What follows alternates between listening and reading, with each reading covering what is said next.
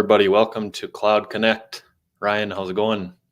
Going great. Welcome to another exciting week of tech news and whatever else is going on. Right? Yeah, and here we are. I mean, we had a stream last week. We've got the stream today. I think we've even booked out next week and the week after that. So Yeah, we're getting some consistency here, and it's keeping us obviously on top of what's going on in the Microsoft ecosystem. But I think it's obviously just fun to connect and visit and obviously talk about just things that we've got going on. And I know that folks have really enjoyed obviously the conversations, and like you called out and like I've called out online, obviously would love any type of interaction, response, questions, topics that people want us to dive into. Obviously want to make sure it's relevant and appealing to our listeners. So just wanted to throw that out. A while ago, when we were doing some of the licensing ones, we had a lot of user interaction, which is fun to see because there were questions people had that were not things I had considered, or were things that I thought like, oh, this is like, for me, it's such an obvious thing. I didn't think about it being something we should address. Yeah, but it's always good to sort of get that feedback, and maybe someone goes, oh, the format's awful, maybe try this other thing instead. But yeah, love it. Yeah, no, agree. I mean, I think obviously we think we know what's going to resonate, and of course you always when you say things, when you think things to you in your ear, it's like, oh yeah, that makes sense, that landed. But obviously that's not always the case. So feedback and perspective from other folks is always greatly appreciated. But I think something just first to kind of kick off today's conversation, it's something that you and I were talking about a little bit yesterday. And this isn't necessarily tech related, but I think it's, here we sit, obviously, working for a corporation.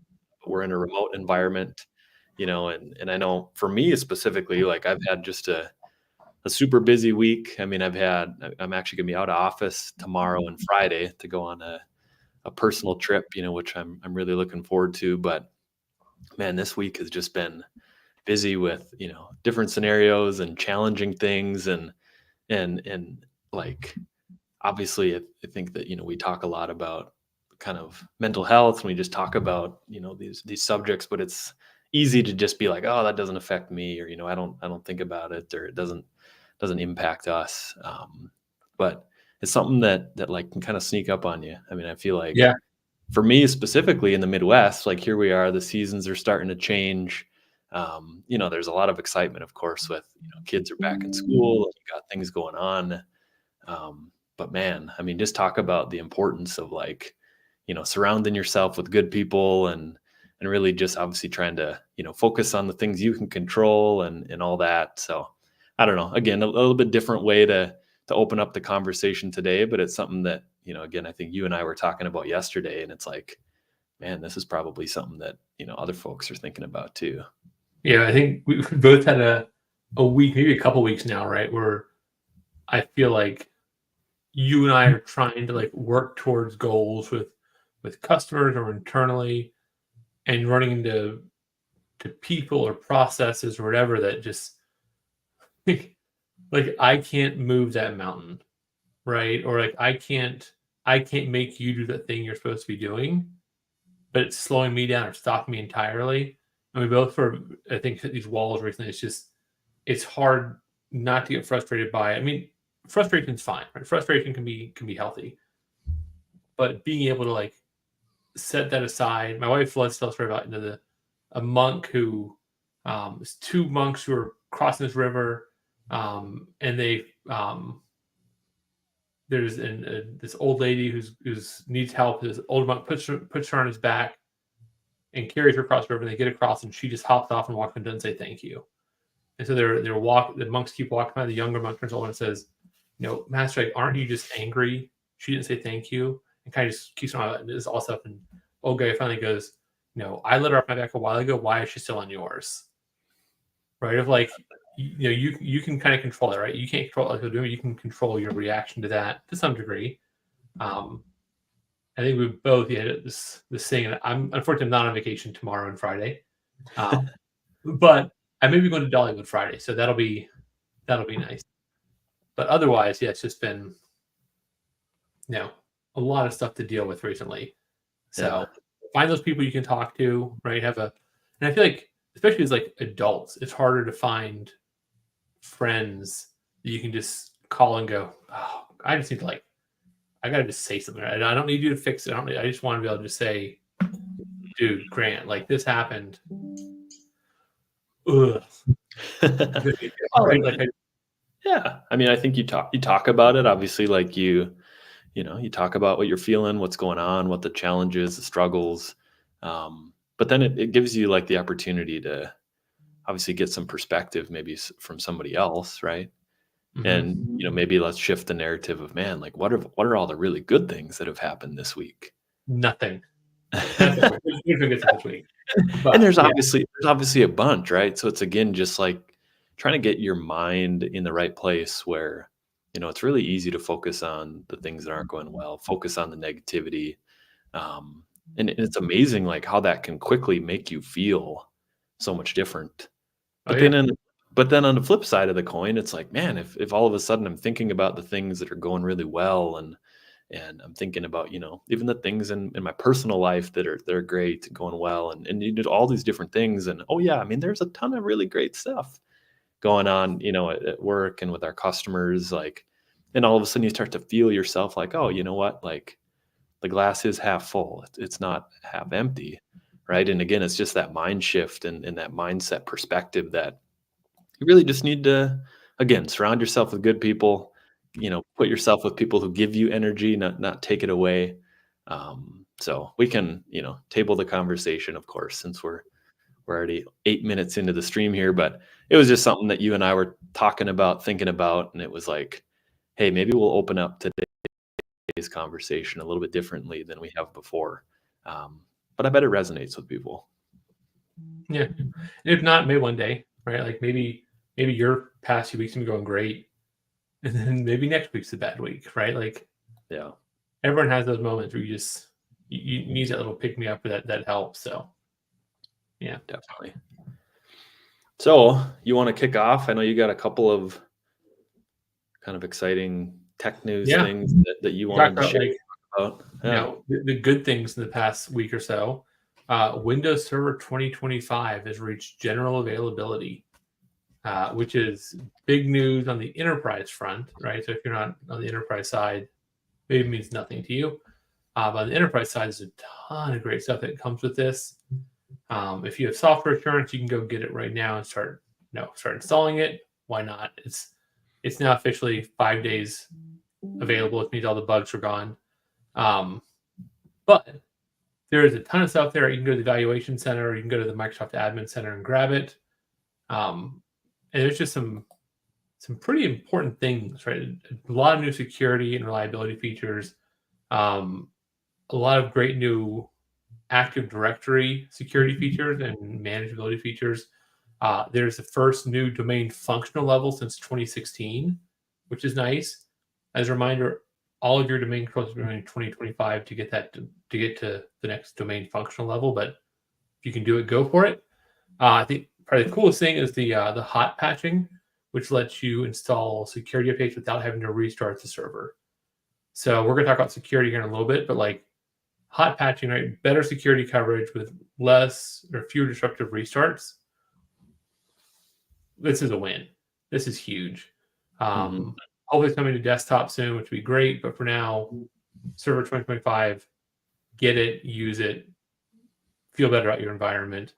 And there's been some like really big performance and scalability improvements in terms of how much memory uh, any specific server OS can handle in terms of like hard drive space, RAM space, better performance in terms of CPUs, and then AD has a really pretty significant increase in page size to help with stuff. But there's a lot to it. I know it's you know maybe it's not the big sexy news for the week, but I think it's real important to pay attention to that stuff because it's something small you can be doing I talked to a customer recently. I think you might have been on the call where they were saying that they're going to be upgrading a bunch of their servers to 2022 here in the next few months. And I was like, why aren't you looking at 2025? I go, well, that's just too new for us. I was like, maybe, but why not test it? Why not consider stuff? Why not? If you got Mhm. the time, what a great opportunity right now. Yeah. Start messing it, download it, install it on a server, and give it a shot. See what it functions for you. Mhm. If you need help, we've got a ton of stuff on our Learn page. A lot of good documentation Microsoft produces. Excellent partners. Even better unified engineers if you want to go that route. Right? We've got resources. So start messing around with it. And what have you got to lose? Just an Yeah. afternoon, right? Just afternoon. That's right. And we've all got a limited time, so it's fine. I think it's funny that you bring up, hey, that's your first tech news you talk about, and you prefaced it as, hey, this maybe isn't the most exciting thing. I think I don't talk much about Windows servers and such in my role specifically, right? Because I'm more security compliance focused on the modern workplace side of things. But from your previous experience and roles you had at other organizations, that's something that perked up your ears a little bit more. So that's what I love. I mean, I have the conversation a lot with people, yeah, right? It's important. There's a lot of value to it. So, get in there. Don't be afraid to test it out. All it's going to do is make stuff better for you. So, definitely. Well, for number 2, I'm going to try to share my screen here for a moment. yeah. Because I think we should be able to do. Let's see if this pops up. You got it? The digital There we defense. go. So I know you'd grabbed a couple things you thought was interesting, but obviously, yeah, security is what we're talking with folks, about a lot. I think we each had maybe mentioned, this on a YouTube, or excuse me, on a LinkedIn post, or you'd probably referenced it in your newsletter that you send out weekly. Mhm. Which, by the way, you're at what, 50 weeks now in a row? 50 weeks. Yeah, we're almost at the year mark. So, I know when we were talking about this, and I think when I had kind of encouraged you originally to kick off the newsletter, which is crazy to think that was already almost a year ago. It was like, man, okay, I'm gonna do this for a year and see what happens, and we're almost there. I mean, I think yeah. you've got over 600 subscribers. It's obviously getting a ton of traction, and folks are even reaching out to you on I don't know if it's Mondays typically. What day is it typically you send it out? It's normally Mondays. The last couple of weeks, just with everything going on, it's been later. And a bunch of people reach out, hey, is it coming out this week? Did I already miss it? I was like, I guess I can't really stop doing it now, but Well, hey, it's valuable, and anyways, it was obviously the digital defense report here was something that I think, again, you mentioned. And I mean, what jumped out at you right away, Ryan, when you were looking at this? I mean, I would say the first number on that page right now, 78 trillion signals per day, is a wild number to see. Yeah. That's huge. And signals, of course, that contains a multitude of different options there, different things that happen. Yeah. One thing we talk about in the report is that we see over 600 million cyber attacks daily in our environment, which is a frightening number, right? That's huge. And I think about those are attempts to breach passwords, breach an account, whatever that may be. And this goes into more detail about it if you download the full report. And a lot of those are starting to come now more from nation state actors and larger cyber criminal organizations, Mm-hmm. right? So you're seeing at scale these things are happening at a much larger than they used to in the past. Yeah. And I don't see that going away. When you start to look at things like generative AI and how that can help. I see you've got the password based attacks, which I think is Yeah. really interesting. I mean, you know me, I'm a simple guy, right? This is a pretty simplistic diagram here. 99% of identity attacks are password attacks. I mean, it's something, of course, we've said time and time again, like these folks, they're not breaking in, they're signing in. I mean, Mhm. that's how these groups are getting into environments. They're compromising credentials. It's still astonishing the amount of organizations that, either we work with or, we talk with folks, or even you see like in your personal life, right? That all of a sudden it's like, oh yeah, you don't need, MFA for different things. I mean, luckily now I think all my bank accounts and everything, like they're forcing it, which is great. Um, but like, you know, obviously at Microsoft, we've got some pretty, uh, great solutions for when you think of passwordless. Obviously there's the MFA portion of that that comes in if you're going to leverage, our tools, whether it's the Authenticator app or, but there's a long laundry list of other options that folks can use, to satisfy that and really to lock down the environment. And there's a lot of options because there's obviously the amount of scenarios, customers, situations. Like, hey, there's a lot of different complexities and things that you have to think about and overcome.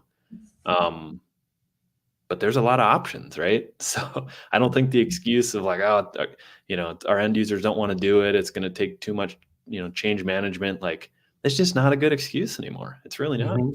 There's options. We just got to talk through it and figure out what's going to work best for you and your organization.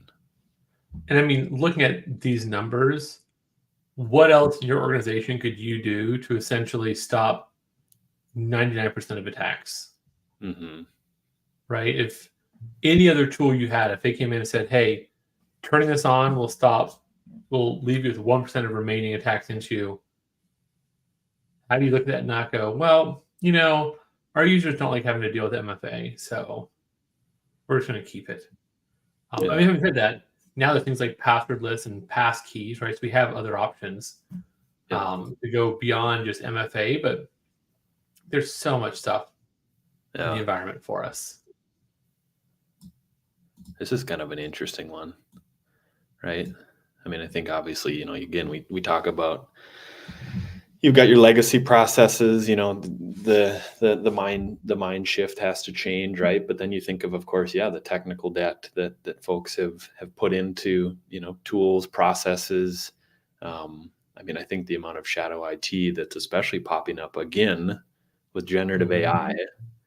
I mean, and we were at a Microsoft conference a couple weeks ago, and somebody on stage, one of the presenters was talking about, the amount of additional Gen AI, productivity tools, right, that have came out in the last year that would, do similar type of things that Copilot does, right? M365 Copilot does. And, there was some statistics about the percentages of people that are using those tools, or they've already, got them in the environment, got them in the organization, and either IT isn't aware, or they, they don't know how to protect and use.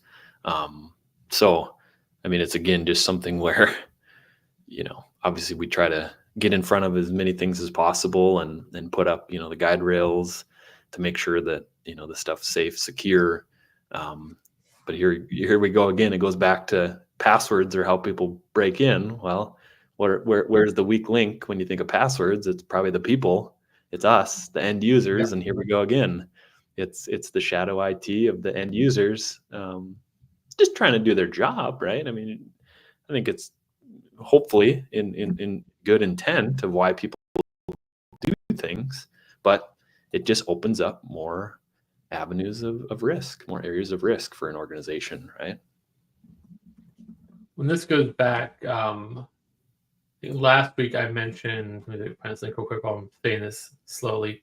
Um, there was a immutable laws of security administration. Um, and the second law of that was security only works if the secure way also happens to be the easy way, because users will find a way to do what they need to do. And if you're not being a partner in that, they'll find a way around it. It will not be as secure as you want it to be, and it will not be something you can manage effectively because you don't know about it until it's too late. Mm-hmm. So, yeah.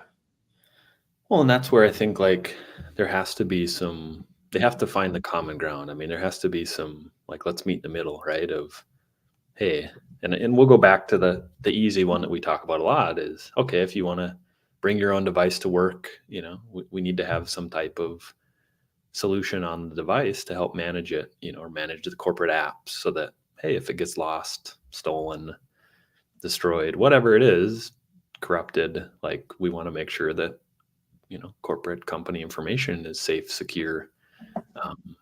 And that's a trade-off, right? Hey, if you want to have the flexibility of, having your work information on a personal device, access it from anywhere, email from your couch, whatever you want to do, right? Whatever we like to do, there's going to be a trade-off, and it's not necessarily a negative trade-off, right? I mean, that's just what you have to do. And we've put a lot of things in place. We've created a lot of efficiencies, made it so that it's not really a clunky process from an end user perspective. Hey, that, MFA prompt that occasionally pops up because you're doing something maybe out of the ordinary, like quickly satisfy it, move on with your day. It really doesn't have to be hard, but again, there has to be some give and take from IT or leadership, and then obviously the end users and organizations. So, I wonder what else we got here. So, one of the other numbers, I don't know where it is in this, but there is a 2.75 times increase year over year in ransomware. Oh yes. Okay. Which I think is it's a pretty significant number. Or sorry. Here was your data. Yeah, increase in ransomware linked encounters. So where a device is targeted. So that means there are more attacks happening, but the number of people actually getting ransomware are going down, which is a really interesting shift, right? To go from the attacks are becoming more frequent, but the value the attackers are getting is going down because fewer people are getting actually hit by it. So this is great news for defenders and for organizations. One, keep up the good work, right? If you're one of those organizations that has security in place to prevent this, great. But the hope is, and this is the whole point anyways, right, is like it is essentially free to launch a password spray attack, to do some of these attacks, right? They're not really spending human time. They're using tools that do it automatically for them. So if we can essentially increase the cost it takes to gain entry and to try to get access to stuff, you begin to make it not worth it to do it at scale. So gone are the days of just like, we're just going to blast everyone at this, and just if we hit someone, cool. Because there are fewer targets they can actually reach. And so the bigger groups, why are they going to spend their time and effort on this if they're not really getting anything out of it? So this is great news. It's cool to see. Let's know the trends. Again, if you dive into the report, it gives you more information about this and how it works, right? Why this stuff is happening. So it's certainly worth, if you've got some time, go check it out. There's some great stuff there. And the last thing that was one of the top things on the initial list for them was that Microsoft has reassigned 34,000 engineers to work on security initiatives internally, which is a wildly big number. This is part of our Secure Future initiative, right? The new security first stuff we're having to do, which both of us appreciate, right? A lot of this, in my mind, is just sort of trust, right? Making sure that people continue to trust Microsoft as a partner who values their data and their security as much as we should. And so us resigning all these engineers is sort of us putting our money where our mouth is, right? These are engineers who have been doing other project work, making Copilot number 78, let's say, Hmm. It's not going to happen now, right? The goal for them is to focus on the security of this, our products, for us and our customers. So Yeah, great call that's outs. the big one that I like seeing. Great call outs. Well, very good. Here we go. We're at a little over 26 minutes, and I think, obviously covered some good content today. Opened up obviously with a little different conversation than we've had in the past. It's a good conversation, though. I think Mhm. Nathan, we both kind of needed to talk about it for a minute. So Indeed. Well, we hope everybody obviously enjoyed the content here in the session. Of course, if you've got things that you'd like to have us talk about, questions, really anything Microsoft related, obviously, if we know the answer, we're happy to try to share the knowledge. And if we don't, yeah, we can go research, and learn something new ourselves, obviously, today. or find the right person to bring on and have them talk about it. Exactly. Yeah, I know we've talked a lot about, I know we've had guests in the past. We've had somebody from our Intune product group a while ago that we talked about Intune Suite. I know we've had Brett on, a coworker of ours, talk about, I think he was talking about Entra Suite, the Entra Suite. So if that was, interesting to folks, and if you'd love to have more conversations around, product specific things, obviously we're happy to go find those individuals, and it's obviously fun to have more people here on the stream. So anything else, Ryan? Otherwise we can wrap it up and look forward to No, seeing folks next week. like I said, just find your people, enjoy that time, and go install Server 2025 and give that a test. So yeah, have a great week, everyone. All right. See y'all. See you Bye-bye. next time.